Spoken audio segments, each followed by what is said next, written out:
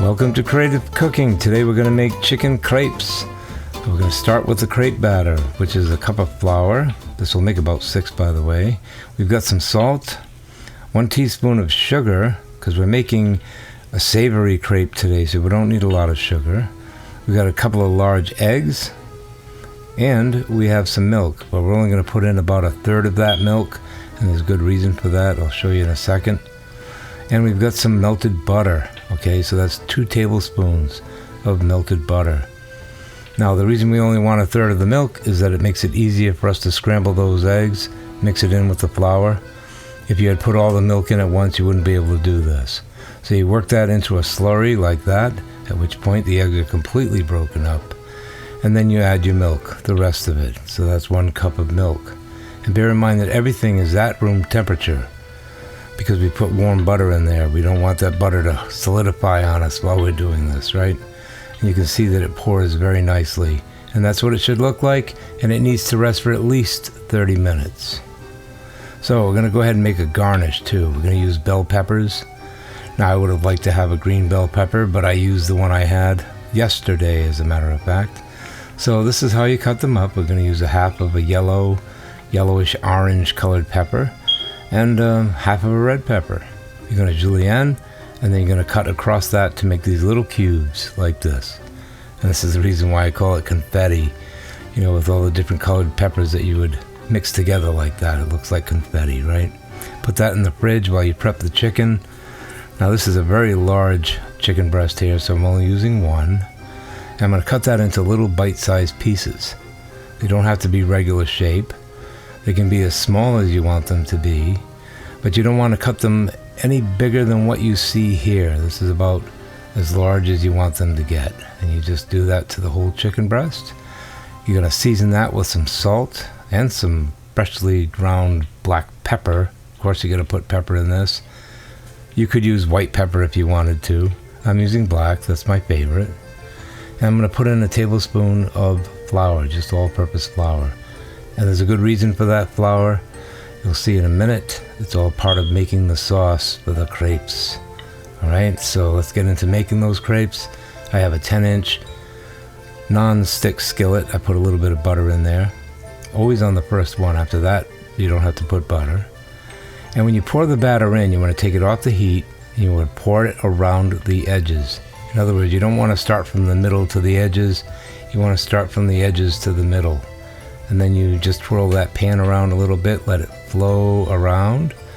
And if you think you're going to have a spot that doesn't get any batter, it's okay to touch it up. Just a few drops in there will do it, and you won't even see that. Believe me when I tell you, this will all just settle into the pan and cook, and you won't even know that you had to do that. After a minute or so, you should check it, make sure it's not burning. That's how you flip it. 2 fingers. Okay, 2 fingers, just pick it up and flip it over. Cook the other side, and yeah, these come together very quickly, and you will get on a roll with this, believe me. So slide that off onto a plate. You're going to get the next one going, and notice I don't have to put butter. But here's the trick I want you to know. Take a paper towel, get it damp, not soaking wet, but damp. We're going to use that to cover these crepes as we cook them. And even if you're going to store them overnight, you can do this the night before if you want. Slide it off. Cover it up with that damp paper towel. Don't use a laundry towel because it might have remnants of, you know, fabric softener or detergent, so you don't want to use that. Then we'll cook the chicken. Now that's 2 tablespoons of butter in that skillet. We're just going to saute them a little bit. I'm actually going to put a cover on this because I want to accelerate that cooking without drying out the chicken.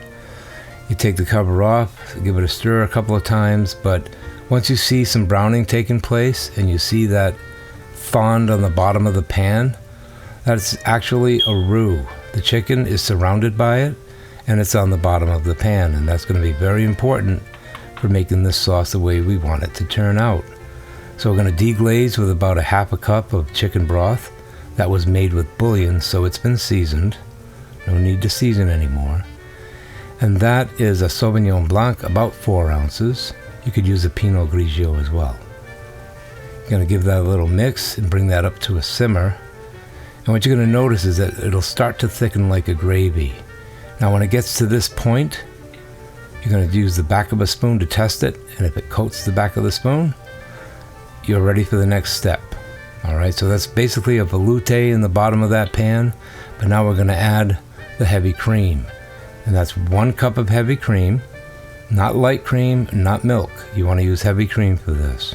Alright, and all you have to do is just give that another stir along with a pinch of nutmeg, which is optional, but I think it needs to be there. And yeah, mix it up. You want to bring this back to a simmer, and it won't take long because that pan's nice and hot, right? And so is the chicken. So that's going to come up to a nice simmer. You'll see it start to bubble up. You might cook that for about a minute or so and let it thicken, let it bubble up like this, and then check it with the back of the spoon again. It's a little bit thicker than the original. See how it coats? When it gets to that point, turn off the heat, remove it from the heat, and you're ready to start assembling your crepes. So what you want to do is you want to put the pretty side down and the spotty side up, because the spotty side is going to be where the filling goes. Alright? You may or may not have spots, we'll see. And you just want to, put it in there like a nice strip, edge to edge, because we're not going to close them up. We're not making chimichangas or anything like that, or burrito. In fact, the way we assemble this is more like an enchilada. So in a strange sort of the way, this is like a French enchilada, right? Just fold over one flap and roll it over, and then return it back to the center of the plate. And of course they're open and we're filled end to end. And take some of that sauce from the pan, which, by the way, is extremely delicious and decadent. Yeah, you'll notice that it's thick enough to stay on top, but it's also thin enough to run down the edges. And then we'll sprinkle on some of that confetti. My only regret is that I didn't have some green pepper for a little more contrast in that, but hey, it tastes the same, and it's, well, actually I had this in a French restaurant in upstate New York. That's what gave me the idea. And yeah, and it's going to garnish that, clean up the plate so we can take some nice pictures. But before we do that, let me show you what it looks like on the inside. Alright, I'm going to use a knife and a fork, but you don't really need a knife for this. This is just so I can show you a cross-section of this chicken crepe. Those crepes are chewy and tender, filled with that creamy chicken and that cream sauce on the top. It's perfect for lunch, it's perfect for brunch, and I hope you give it a try.